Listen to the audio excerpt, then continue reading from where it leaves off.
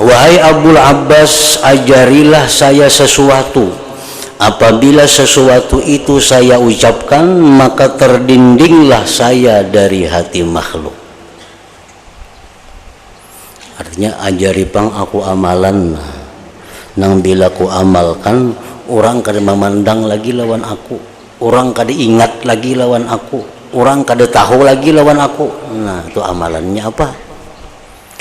Karena si din ini hendak menjalani makrifat kepada Allah, diperlukan ketenangan, diperlukan kesunyian. Jangan ada orang-orang yang mengganggu daripada makhluk Allah. Jadi minta doa kepada Khidir, bacaan apa supaya bacaan itu bila dibaca orang kada menggandang lagi lawan seorang, orang kada mengingat lagi lawan seorang, orang kada memperhatikan lagi lawan seorang, sehingga kada ada gangguan untuk mengamalkan wirid-wirid, mengamalkan amalan-amalan yang mempercepat dia menuju kepada ma'rifatullah.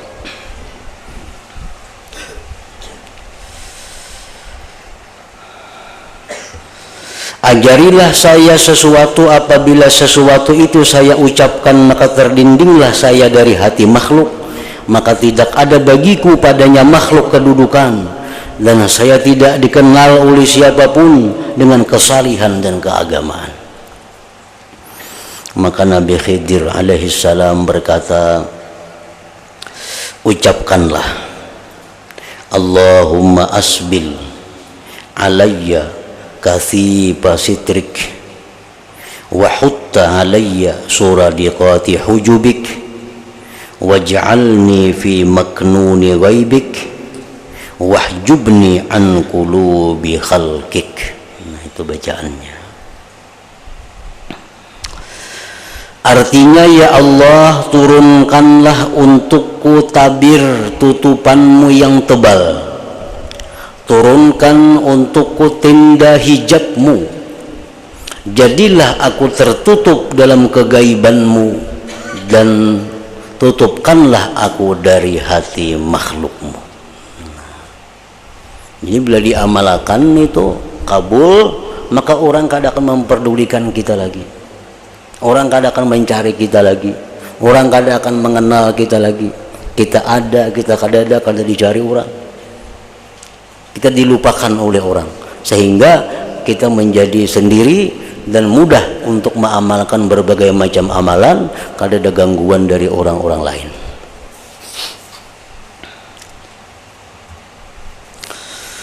Ia berkata, kemudian Nabi Khidir itu menghilang, dan saya tidak melihatnya lagi, dan saya tidak rindu lagi sesudah itu.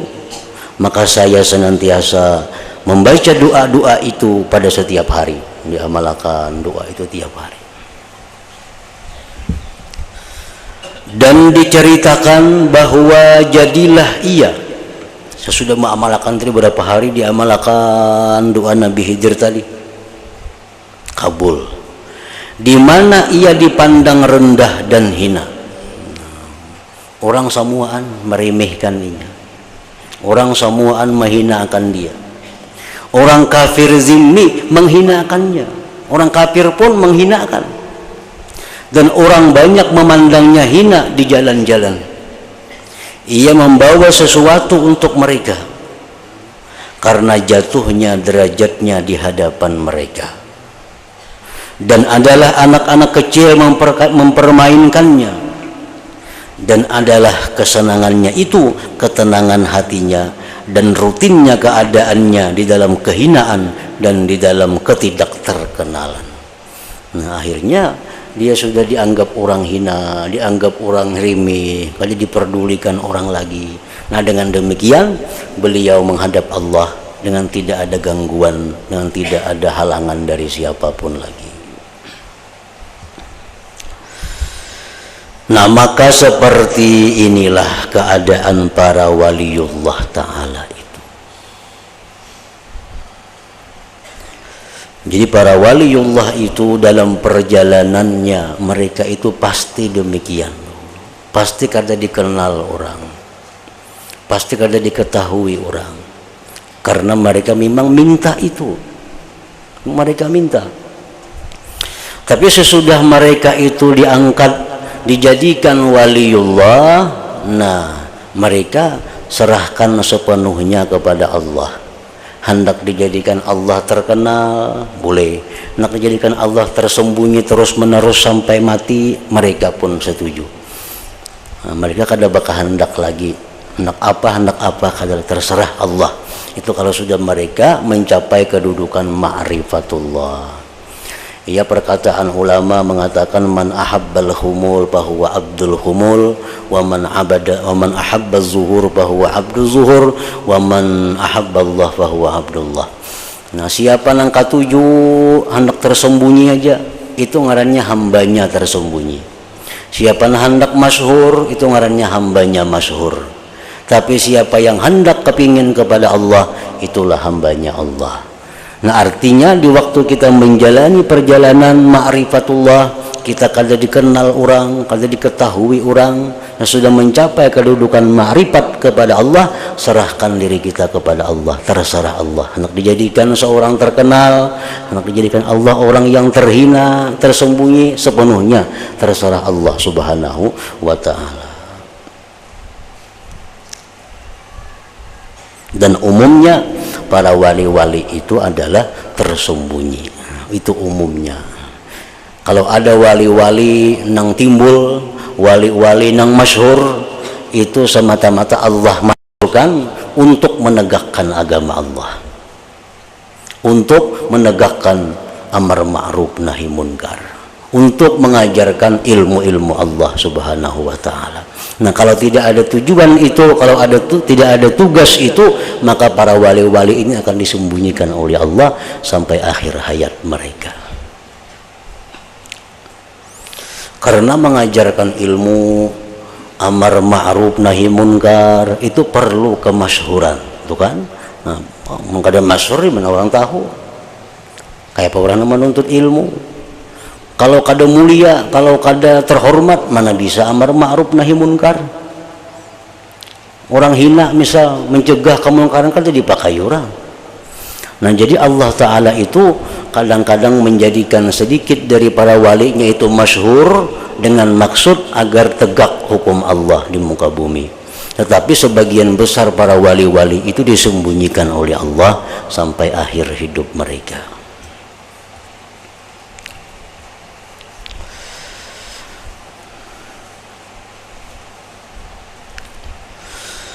Dan orang-orang yang tertipu, nah manusia yang tertipu, hanya saja mereka itu mencari para wali itu di bawah surban yang besar,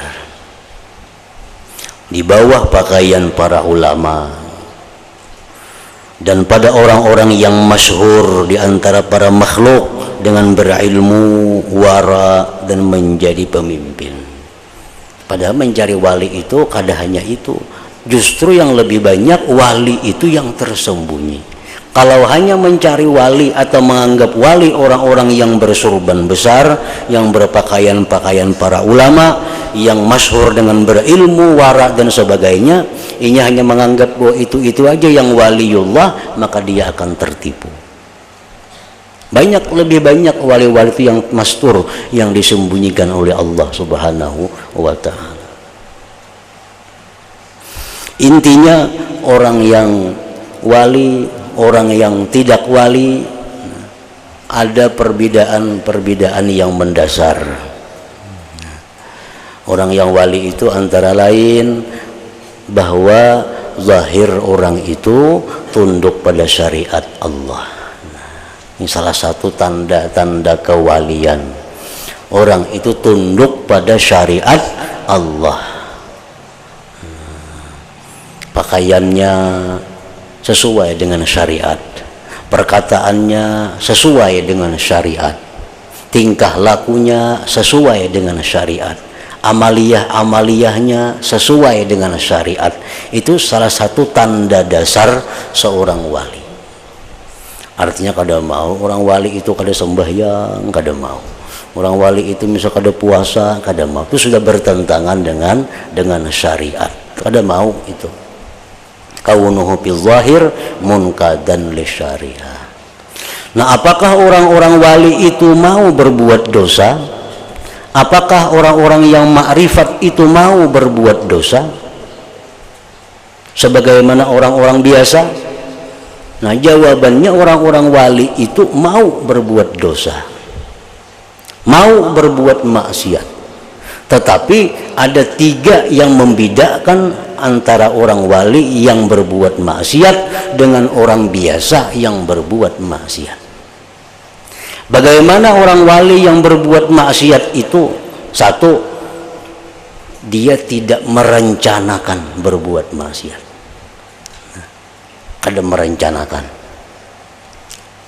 Nah, kalau orang kada wali mau berencana seminggu berdahulu berbuat maksiat. Nah, kalau orang wali itu mau berbuat maksiat cuma kada direncanakan, spontan. Nah, yang kedua, orang wali itu kalaupun dia berbuat dosa, dia tidak gembira, tidak suka, tidak senang. Nah, kalau orang biasa berbuat dosa, dia bisa berbangga, nah, bisa gembira dengan dosa itu, bisa agak dengan dosa itu. Nah, yang ketiga, orang wali itu bila mana berbuat dosa, la yusir, dia tidak mengakali dosa itu. Kalau orang biasa berbuat dosa bisa mengakali, bisa merancaki. Nah, jadi orang wali itu mau berbuat dosa karena mereka kada maksum. Lain nabi-nabi, nah nabi itu dipelihara dari dosa. Kalau orang wali ini kada ada jaminan terhindar dari dosa. Cuma bedanya lawan orang kada wali tadi, itu bedanya. Mereka kada mau merencanakan berbuat dosa, dan bila berbuat dosa mereka itu sedih, mereka kada mau gembira. Dan ketiga, bila berbuat dosa mereka kada mau titir. Nah, membuliki artinya membuliki.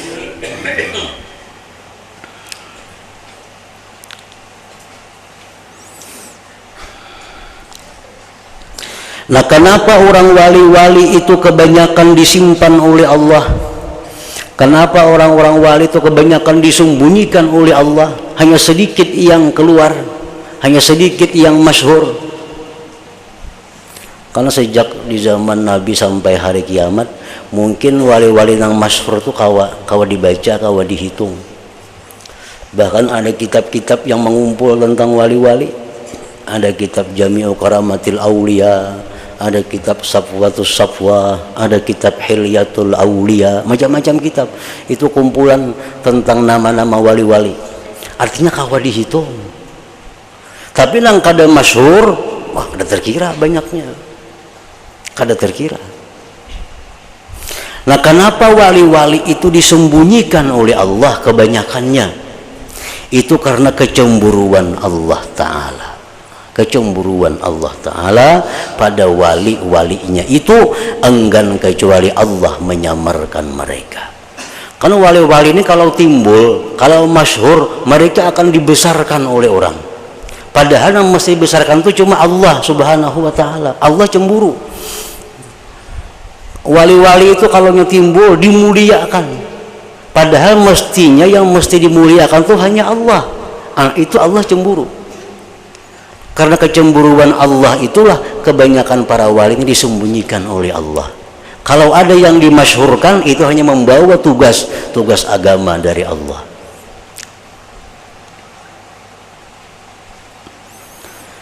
Sebagaimana firman Allah Ta'ala, para waliku itu di bawah kubah-kubahku, tidak mengenal mereka kecuali aku.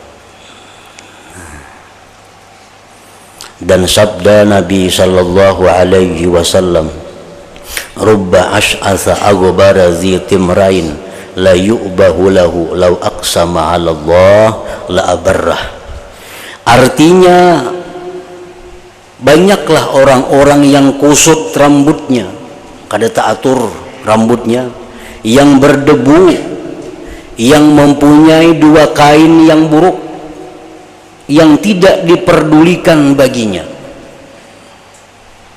Seandainya ia bersumpah kepada Allah, niscaya Allah mengabulkan sumpahnya.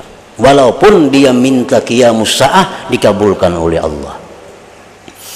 Artinya Allah Ta'ala itu ada mempunyai hamba-hamba yang hamba-hamba ini orangnya rambutnya kusut, berdebu, pakaiannya cuma 2 lembar, kada diperhatikan orang baruhan kada disarui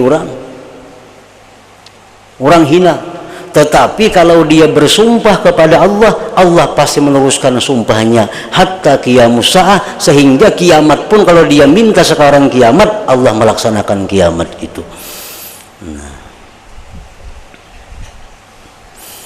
Makanya ujar Ja'far As-Shadiq radhiyallahu an, jangan sekali-kali engkau meremehkan, menghinakan hamba-hamba Allah yang beriman. Karena barangkali itu adalah wali-wali Allah yang tersembunyi, yang hanya diketahui oleh Allah Subhanahu wa ta'ala.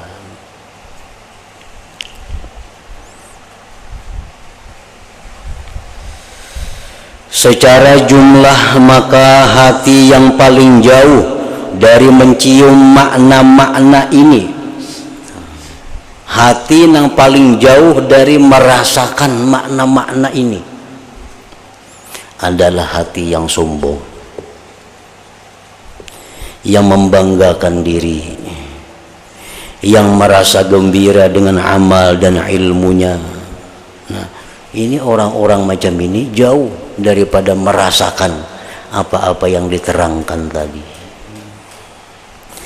Dan yang paling dekat hati kepadanya adalah hati yang pecah, yang merasakan kehinaan diri dengan suatu perasaan. Apabila ia dihinakan dan teraniaya, niscaya ia tidak merasakan lagi dengan kehinaan. Orang yang merasakan dirinya itu hina, inya kalau dihina kada merasa hina lagi. Orang yang merasa hina itu orang yang merasa dirinya besar, orang yang merasa dirinya itu mulia. Begitu dia kada dimuliakan, merasa dihinakan. Nah, kalau orang yang sudah menganggap dirinya itu hina berdahulu, dihinakan, inya kada merasa hina. Nah, hati nang macam itu nang paling dekat dengan makrifat kepada Allah. Hati nang macam itu nang paling dekat dengan mukasyafah tadi. Maka apabila sebagaimana seorang hamba tidak merasakan hina apabila tuannya sombong atasnya.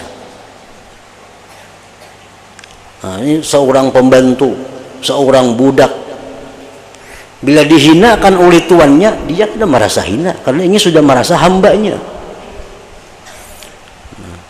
Seorang hamba itu kada akan merasa hina lagi kalau dihinakan oleh tuannya.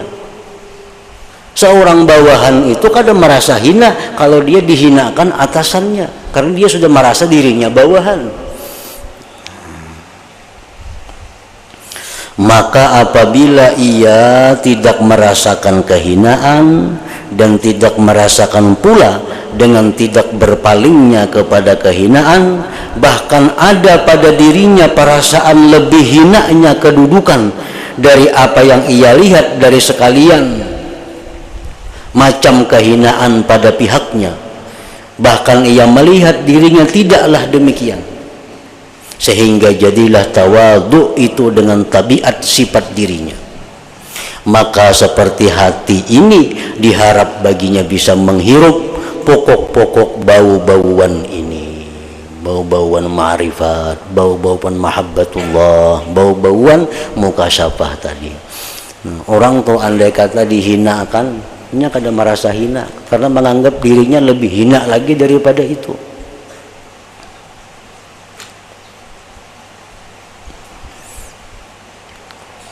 Nah, hati nang macam itu nang parak lawan ma'rifatullah. Hati nang macam itu nang begitu belajar beramal satu mat diberi Allah ma'rifat. Kan orang mencapai ma'rifatnya ada nang sehari dapat ma'rifat, ada nang setengah hari dapat ma'rifat. Tergantung bagaimana hatinya. Ada orang yang berpuluh-puluh tahun dah belajar ma'rifat, berpuluh-puluh guru sudah tatap nol. Banyak tuh. Berpuluh-puluh tahun mengaji ilmu tauhid, tasawuf, berpuluh-puluh guru berganti-ganti, sekarang tatap nol. Karena hatinya masih berada di atas, hatinya masih merasa kesombongan. Jakanya hatinya sudah berandak di bawah badahulu, nyaman itu.